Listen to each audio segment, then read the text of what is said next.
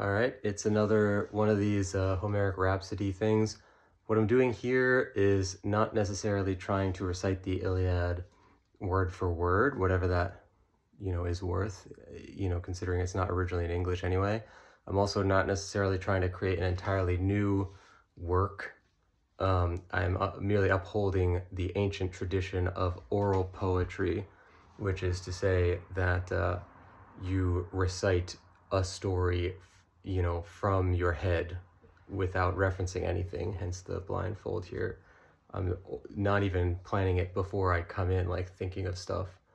Literally just on the spot, stitching pieces from your head together to form a story based on, where the pieces are supposed to fit, or changing it as you see fit as well. So let's do it. We're currently in what we know as Book 2 of the Iliad, after the Catalogue of Ships.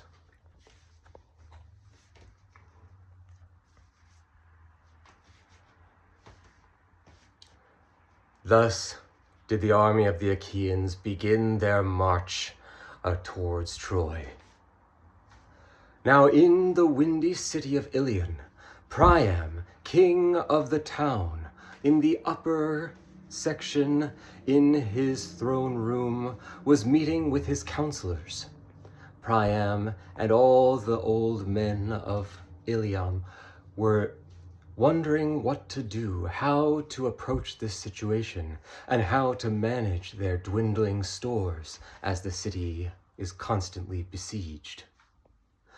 Suddenly, the gods above realized that the Trojans had not prepared as the Achaeans began marching toward the city.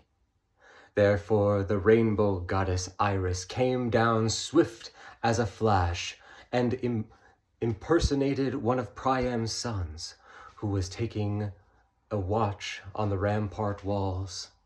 He came running into the throne room, Iris with her wisdom behind his eyes, saying to Priam, "Lord Father, the Achaeans have begun to mobilize. They're approaching the city. It is a force as the size of which I have never seen before. This can't be the same size force that we have seen in previous days. Else, it might be some scenario where the Achaeans are all gathered together and fighting, prepared to fight with even more fury than normal." Priam jumped up at this, and Hector, who was in and attending the meeting, fled from the room, running towards all of his captains. He assembled the various leaders who were gathered at Troy, staying inside of the city, besieged with all the rest. And the Trojans began to take up their greaves, their well-fitted ankle clasps fitted together, taking on their shining corselets and their helmets plumed with horsehair. And thus were the captains and the forces of the Trojans.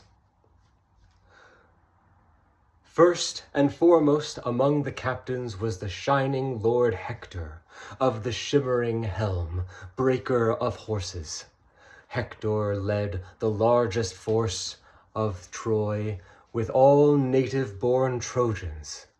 Under him were captains of his brothers Paris, the great archer, and the cause of this hated war.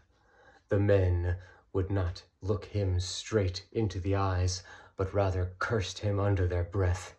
But none could doubt his valiant nature when the mood struck him. Otherwise were Polydamas and other connected brothers-in-law of great Hector. There was an army of the Thracians, an army of the Paphlagonians, many more besides, and those valiant ones from Lycia land, where Sarpedon ruled. Sarpedon brought with him a great force of elite Lycians and others under his captain Glaucus of the gray eyes. Glaucus and Sarpedon led a force much to be reckoned with. And from Dardania came Aeneas the just, who with him led many doughty fighters. And many more besides were with the Trojans, battle helpers from all the distant lands. Thrace was it represented, as was Paphlagonia, as were the Cicones, and many more, the Halizonians and such.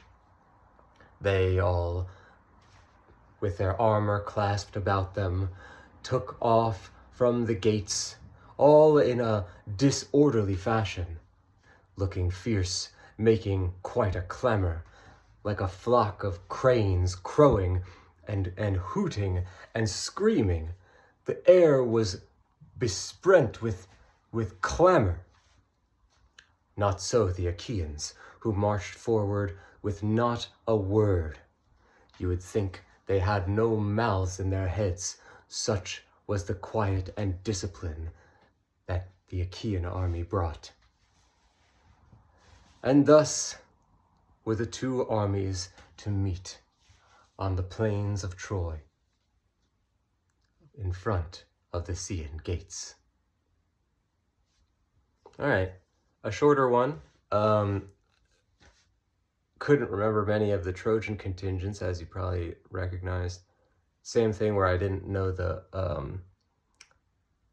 landscape features and such of all these different places.